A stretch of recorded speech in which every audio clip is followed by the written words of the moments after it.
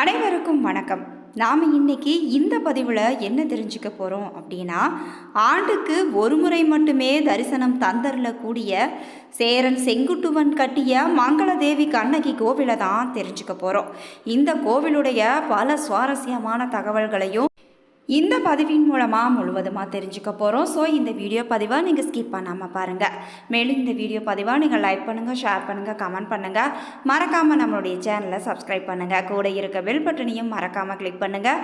அப்போ தான் நாங்கள் போடுற ஒவ்வொரு பதிவும் நோட்டிஃபிகேஷன் மூலமாக உடனுக்குடன் உங்களை வந்து சென்றடையுங்க. இப்போ வாங்க வீடியோக்குள்ளே போகலாம். வீடியோக்குள்ளே போகிறதுக்கு முன்னாடி உங்களுக்கு கண்ணகியை ரொம்ப பிடிக்கும்னா மறக்காமல் எங்களுக்கு கண்ணகின்னு 3 முறை கமெண்ட் பண்ணுங்கள். யூடியூப் வந்து ஸ்க்ரோல் பண்ணிட்டு இருக்கும்போது ஒரு ஆட் பார்த்தேன்.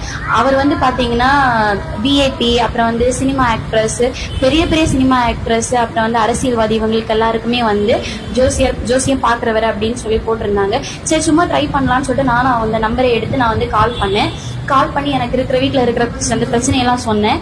அதுக்கு எனக்கு ஏதாவது ஒரு நல்ல தீர்வு சொல்லுங்க அப்படின்னு அவங்க கிட்ட சொன்னேன். அப்போ அவங்க வந்து என்ன சொன்னாங்கன்னா, என்கிட்ட வந்து சின்ன சின்ன விஷயத்த வந்து சேஞ்ச் பண்ண எனக்கு வந்து சொன்னாங்க. நான் அதை வந்து சேஞ்ச் பண்ணேன். எனக்கு இப்போ எல்லா பிரச்சனையுமே சரியாச்சு. வீடியோக்கு மேலே வந்து அவங்க நம்பரை தரேன். உங்களுக்கு வீட்டில் வந்து குழந்தை பிரச்சனை, குடும்ப பிரச்சனை, காதல் பிரச்சனை, இப்படி நிறைய இருக்கும். கண்டிப்பாக நீங்களும் வந்து இந்த நம்பருக்கு வந்து கான்டாக்ட் பண்ணி பாருங்க. உங்களுக்கு அதுக்கான தீர்வு கிடைக்கும். பாய் பாய். கண்ணகி கோவில் என்றதுமே பலரும் அதிசயமாக பார்த்துருப்பீங்க. ஆமாங்க, கண்ணகிக்கு கோவில் தான்.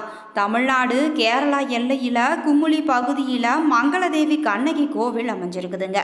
கேரளா மாநிலம் இடுக்கியில் இருந்து 14 கிலோமீட்டர் தொலைவிலையும், தமிழகத்தில் தேனி மாவட்டம் பழையன்குடி கிராமத்தில் இருந்து சுமார் 6 கிலோமீட்டர் தொலைவில் தான் இருக்குது இந்த மங்களதேவி கண்ணகி கோவில். தமிழக எல்லையில் இருந்தால் கூட கேரள தொல்லியல் துறையின் கட்டுப்பாட்டில் தான் இந்த கோவில் இருக்குதுங்க.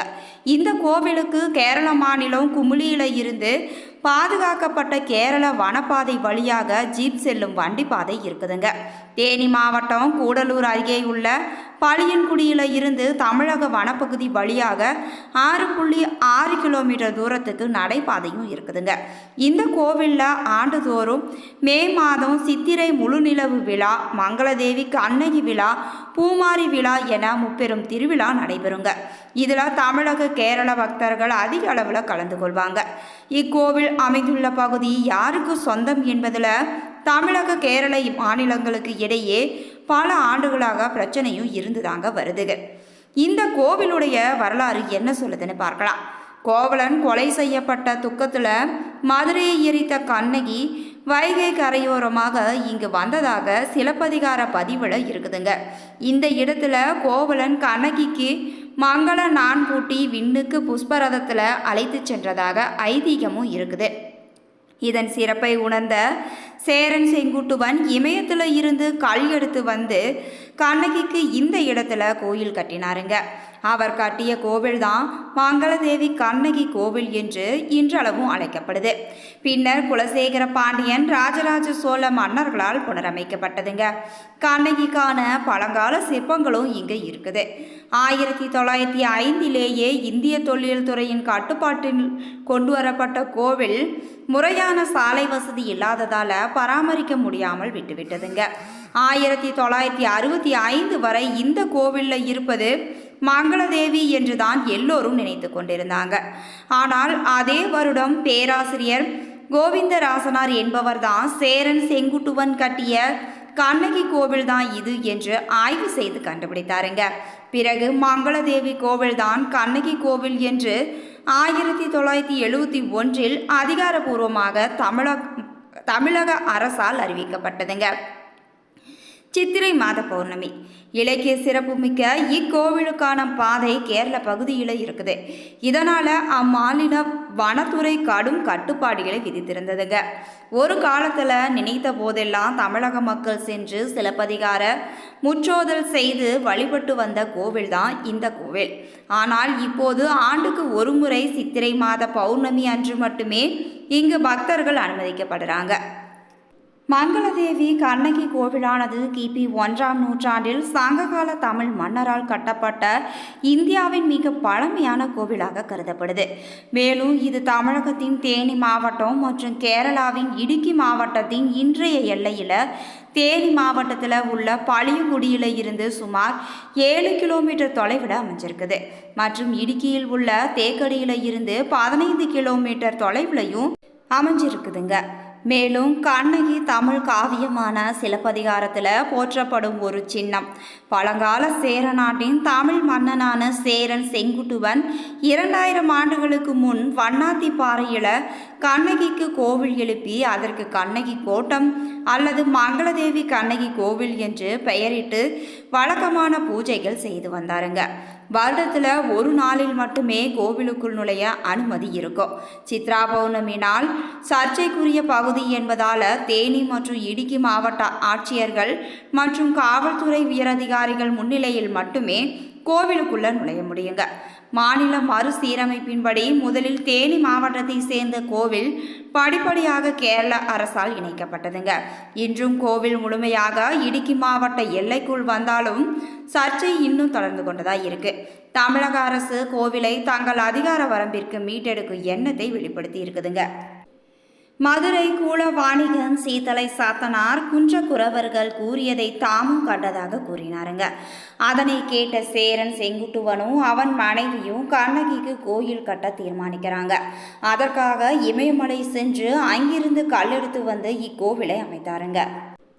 தமிழ் இலக்கியத்தில் மக்கள் காப்பியம் என்று அறியப்படும் சிலப்பதிகாரத்தின் நாயகி தான் கண்ணகி. கண்ணகியின் கணவன் கோவலன். பூம்புகாரை சேர்ந்த வணிகரான கோவலன் நடன மங்கையான மாதவியிடம் தனது செல்வத்தை இழக்கிறாங்க. கோவலன் மீண்டும் கண்ணகியிடம் வருகிறான். அரசன் தன் மனைவியின் கால் சிலம்பை உடைத்த போது அதிலிருந்து முத்துக்களும் தெரித்தது.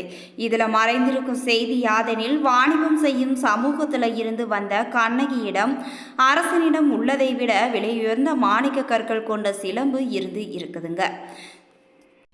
ஏனைய நூல்கள் அரசனையோ தெய்வங்களையோ பாட்டுடை தலைவனாக கொண்டிருக்க சிலப்பதிகாரம் கோவலன் என்ற குடிமகனை பாட்டுடை தலைவனாக கொண்டதால் இதனை குடிமக்கள் காப்பியம் என்று கூறுவாங்க.